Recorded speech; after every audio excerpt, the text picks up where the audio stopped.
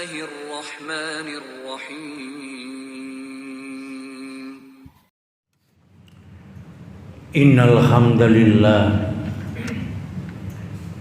nahmaduhu wa nasta'inuhu wa na'udzu billahi min syururi anfusina wa min sayyiati a'malina may yahdihillahu fala mudhillalah wa may yudlil fala hadiyalah. Asyhadu an la ilaha illallah wa asyhadu anna Muhammadan abduhu wa rasul la nabiyya ba'da. Allahumma sholli ala Muhammad wa ala alihi wa ashabihi ajma'in. Fa inna asdaqal hadis kitabullah wa khairu hadi wa hadi Muhammad sallallahu alaihi wasallam wa syarrul umur muhdatsatuha wa kullu muhdatsatin bid'ah wa kullu bid'atin dhalalah wa kullu dhalalatin finnar. Al-Hadis.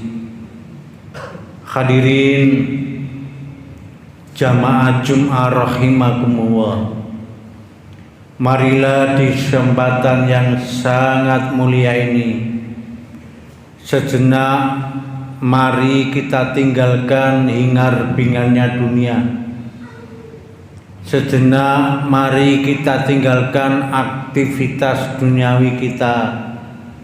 Dan sejenak para hadirin, mari kita tata, kita kuatkan iman dan takwa kita dengan harapan, dengan iman dan takwa kita berharap besar kelak ketika kita meninggalkan dunia ini kembali kepada Allah Subhanahu wa taala, kita benar-benar dicatat oleh Allah sebagai hamba-hamba yang husnul khotimah.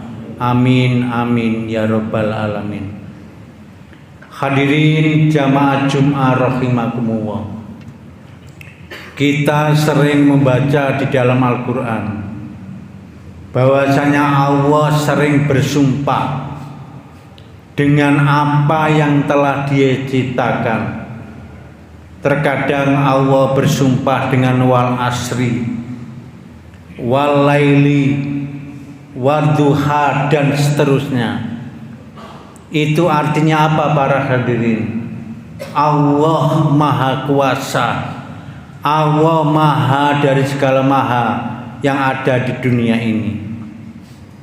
Tapi para hadirin, ada salah satu hadis qudsi yang di sana menerangkan bahwasanya Allah tidak bersumpah dengan yang telah Dia ciptakan, tapi Allah bersumpah dengan dirinya sendiri. Kalau Allah sudah bersumpah dengan dirinya sendiri, berarti Allah tidak akan mengingkari janji akan sumpah itu.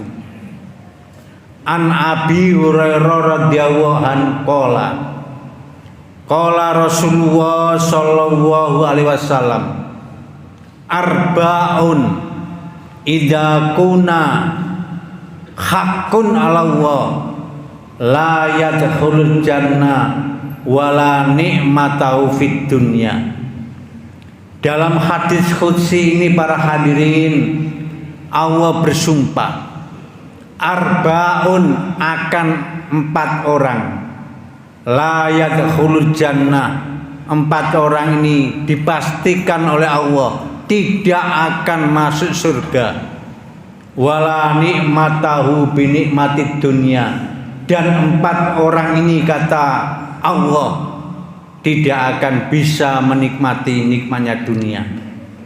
Siapa para hadirin 4 orang ini? Yang pertama adalah mudmin khamrin, orang-orang yang ada hubungannya dengan minuman keras, yang ada hubungannya dengan zat-zat terlarang atau zat-zat yang memabukkan.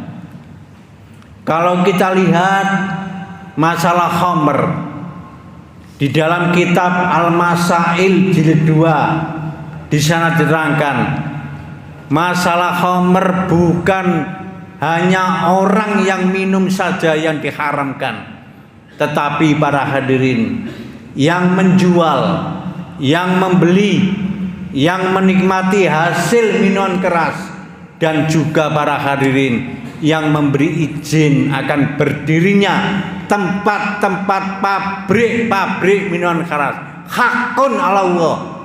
Allah bersumpah dengan dirinya sendiri, la yadkhulul jannah. Orang seperti itu tidak akan masuk surga. Wala nikmatau binikmati dunia, dan tidak akan pernah menikmati nikmatnya dunia. Kata siapa bir bisa membuat sehat, kata siapa minuman keras bisa menyehatkan badan, itu hanya omong kosong. Yang jelas merusak tubuh, menghancurkan tubuh dan sebagainya, sehingga diharamkan oleh Allah. Hakun ala Allah. Allah bersumpah dengan dirinya sendiri, orang seperti itu tidak akan masuk surga. Yang menjual, yang membeli, bahkan yang memberi izin akan berdirinya tempat-tempat minum keras, tidak akan bisa masuk surga. Itu yang pertama para hadirin. Yang kedua siapa? Kata Allah, wa akala riba. Orang-orang pelaku riba. Di dalam hadis ini ditekankan orang-orang yang rentenir, menggandakan uang. Kalau kata kita orang Jawa, orang-orang yang nganakno duit di masyarakat, tidak mengangkat ekonomi rakyat, justru malah mencekik masyarakat dengan bunga-bunga yang berlipat ganda. Di RT-RT banyak tumbuh subur. Wa akal riba, orang-orang yang bekerja sebagai rentenir. Memang ini cepat berkembang.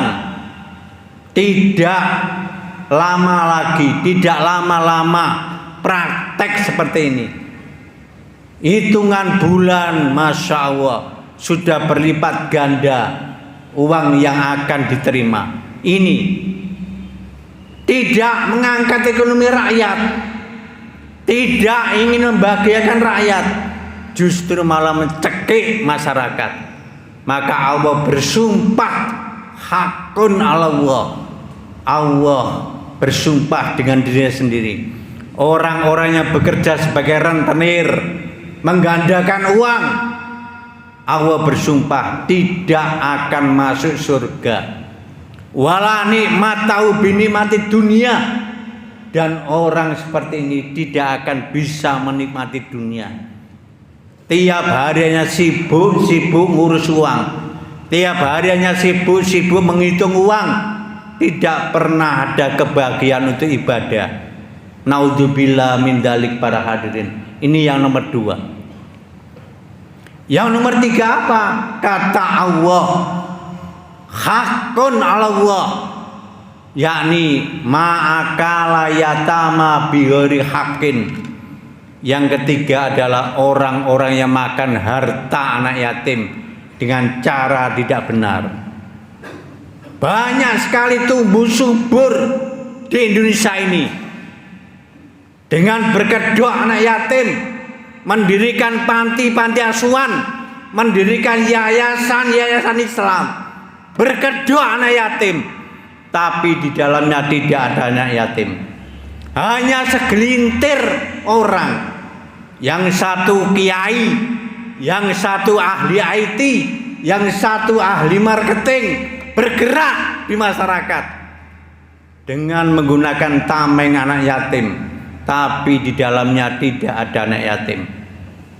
Masih banyak sekali para hadirin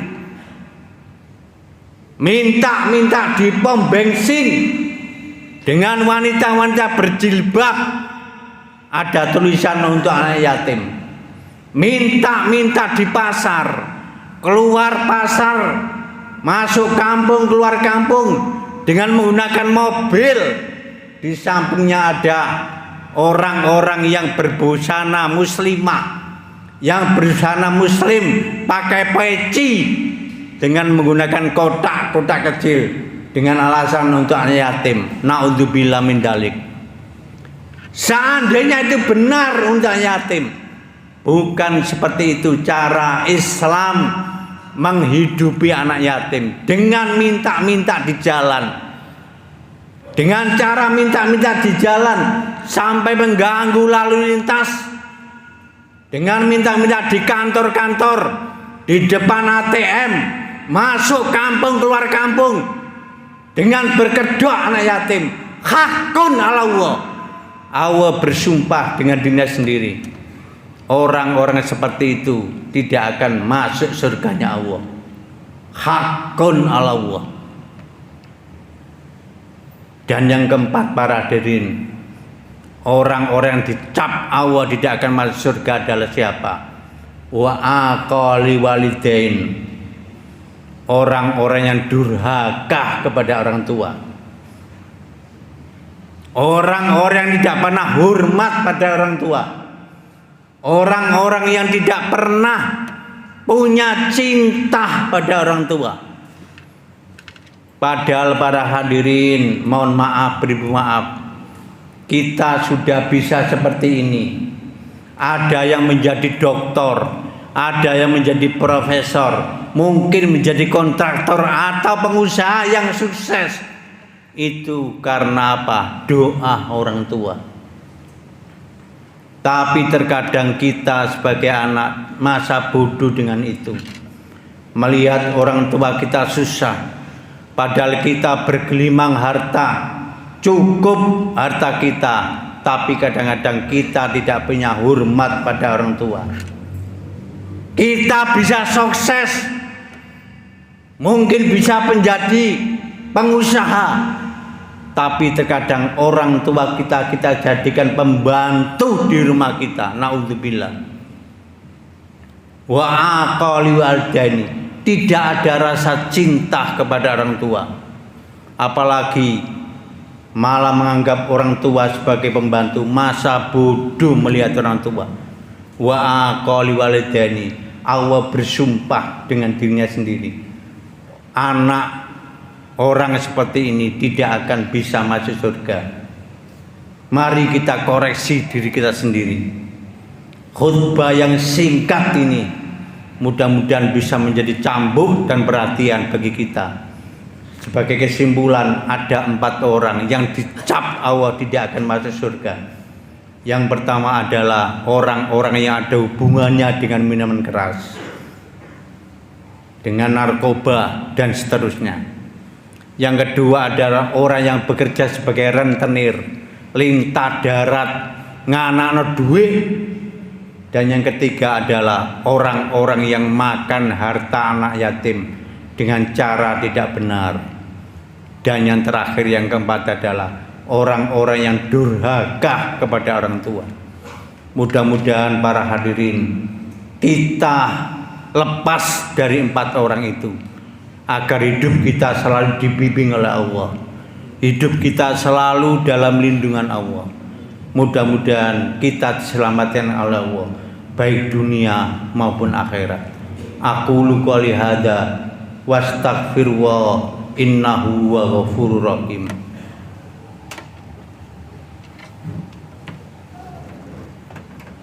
Ya Allah, mulia sekali ya Allah. Semoga ya Allah.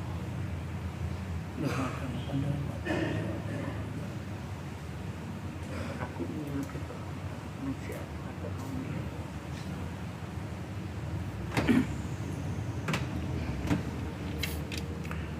Alhamdulillah. Alhamdulillahilladzi ala ni'amihi dhahirati wa batinati qadian wal hadisan wa ala binikmatil iman wal islam Asyhadu an la ilaha illallah wa asyhadu anna Muhammadan abduhu wa rasul la nabiyya ba'da. Hadirin jamaah Jum'ah rahimakumullah. Di khutbah yang kedua ini saya tendaskan lagi, sering saya sampaikan di mimbar-mimbar Jumat, bahwasanya di dunia ini tidak ada yang namanya tempat mustajabah. Hadis Tirmidzi menjelaskan hanya ada 3 tempat mustajabah. Artinya apa? Apabila kita berdakwah, apabila kita berdoa di 3 tempat itu, maka doa kita dikabulkan karena tempatnya. Yang pertama adalah Masjidil Haram, yang kedua adalah Masjidil Aqsa di Palestina, yang ketiga adalah Masjid Nabawi di Madinah. Apabila kita berziarah dan berdoa di 3 tempat itu, maka doa kita dikabulkan karena tempatnya. Selain 3 tempat itu, para hadirin, tidak ada yang namanya tempat mustajabah. Di Indonesia ini dari Sabang sampai Merauke tidak ada yang namanya tempat mustajabah. Yang ada apa? Yang ada adalah waktu-waktu mustajabah. Kapan itu para hadirin? Seusai sholat 5 waktu. Apabila kita berdoa, itu adalah waktu mustajabah. Pada hari Jumat seperti ini, ketika khotib duduk di antara 2 khutbah, kemudian kita berdoa, itu adalah waktu yang sangat mustajabah. Dan ketika khotib mengajak doa bersama-sama di akhir khutbah kedua, kemudian para mustami mengaminkan di dalam hatinya.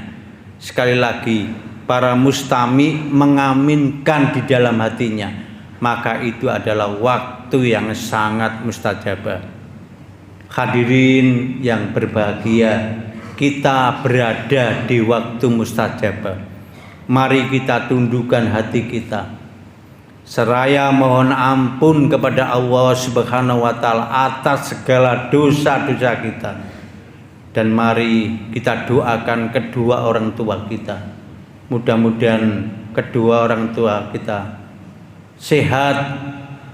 Kalau sudah wafat, mudah-mudahan ditulis oleh Allah menjadi orang-orang yang husnul khatimah. A'udzu billahi minasyaitonir rajim.